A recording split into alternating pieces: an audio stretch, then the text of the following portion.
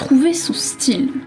Bonjour bande de gens, je suis Nekodrou, un petit con binaire. Et aujourd'hui je vais m'intéresser à une question particulière, comment trouver son style de dessin. Dans un premier temps, il faut définir qu'est-ce qu'un style, parce que sinon on se comprendra pas. Donc un style artistique, ça va au-delà d'un regroupement d'œuvres autour d'un sujet ou autour d'une technique. Pas bien clair tout ça, il nous suffit de chercher un peu plus loin. Il devrait être le reflet de notre personnalité et nos goûts, tout en respectant nos besoins et notre rythme de vie. Ce que j'ajouterais à ces définitions, c'est qu'un style est associable aussi bien à une personne qu'un groupe d'individus. Donc c'est un peu dur de savoir de quoi on parle. Si on garde cette incohérence dans le même monde que le nôtre, alors on peut se dire qu'un style peut être reproduit, détourné, adapté, mais qu'il peut être caractéristique d'une époque ou d'une mentalité. Alors il ne reste pas unique bien longtemps, même si on peut y ajouter une touche personnelle. Eh bien, il y en a des trucs à dire sur ça. Beaucoup de personnes voient le passage au style comme les prémices de leur vie d'artiste, alors que c'est tout l'inverse. On se crée pas un style avant de l'avoir dessiné, mais bien pendant. Donc pour nuancer mon propos, je vous propose de partir sur 3 axes qui permettront aux gens de relativiser et de dépasser la contrainte du style. Il faut se trouver un style. Il est vrai que pour se faire remarquer, avoir un style atypique, ça aide. Et puis, c'est agréable de se dire qu'il n'y a pas tout le monde qui savent faire la combinaison de nos traits. Et puis, au bout d'un certain temps, on se rend compte qu'on stagne et puis on dit qu'on dessine toujours la même chose, ou alors qu'on fait des erreurs de proportion. Mais ils comprennent rien. Ça fait partie de mon style.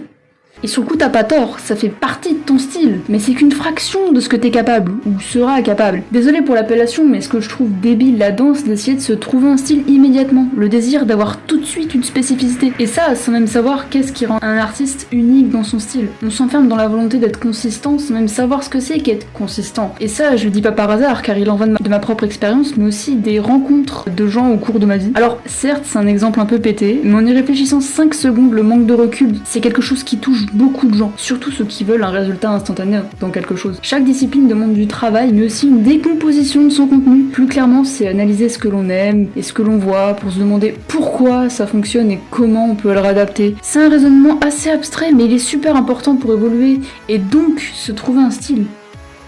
Il faut attendre pour trouver un style. Tu ne peux pas te forger un style dans l'immédiat. Il faut apprendre, comprendre et s'entraîner. Et ce sera grâce à notre travail qu'on sera récompensé par l'acquisition d'un style unique et reconnaissable par tous. C'est beau, je sais, mais c'est pas si simple. Un style, ça évolue, et l'histoire nous montre bien, comme les auteurs d'Astérix, Obélix ou de Tintin.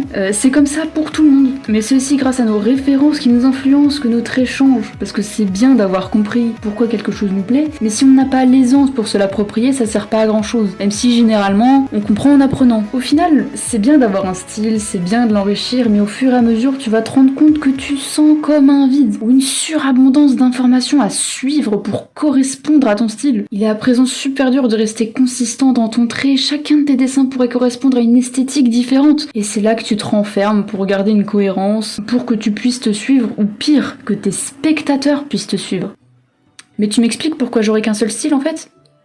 Parce que oui, tu peux avoir plusieurs styles. Tu peux être consistant et avoir plusieurs styles. Il faut juste que tu restes cohérent avec tes univers. Et c'est pas grave si tes pages de carnet sont pas similaires entre elles. Il faut expérimenter, et pour ça, fuck la cohérence. L'exemple le plus logique que j'ai trouvé, il est dans l'animation. Pourquoi on ne distingue pas tous les styles des animateurs ? Eh bien parce qu'ils maîtrisent plusieurs styles. Imaginez un film d'animation varié de styles car tous les animateurs voulaient faire ce qu'ils voulaient. Ça détruirait l'expérience. Apprendre plusieurs styles et plusieurs techniques, ça permet de sélectionner celui que tu souhaites pour tel personnage ou tel univers. Là, à l'écran, vous avez un de mes personnages avec plusieurs styles, mais l'apparence qui lui est associée, à lui et à la dimension parallèle, elle est encore en construction. Et le style d'une autre de mes histoires a des traits complètement différents. Il n'est pas bien développé, donc on voit pas trop la différence pour le moment, mais il y en a un qui se rapproche du cartoon américain, du style Mes parents sont magiques ou Gumball, alors que le deuxième a une vocation plus style manga ou BD européenne comme Monster ou Le Château des Étoiles. Et puis des fois, se perdre dans son style, ça permet de revenir aux sources, se demander pourquoi tel trait ou telle manière serait pertinente dans cet univers. Ça veut peut-être aussi dire que t'as besoin d'une pause, histoire de prendre de la distance avec ce que t'as produit. Voilà, en espérant que je vous ai aidé et motivé, je vous dis bonne journée bande de gens.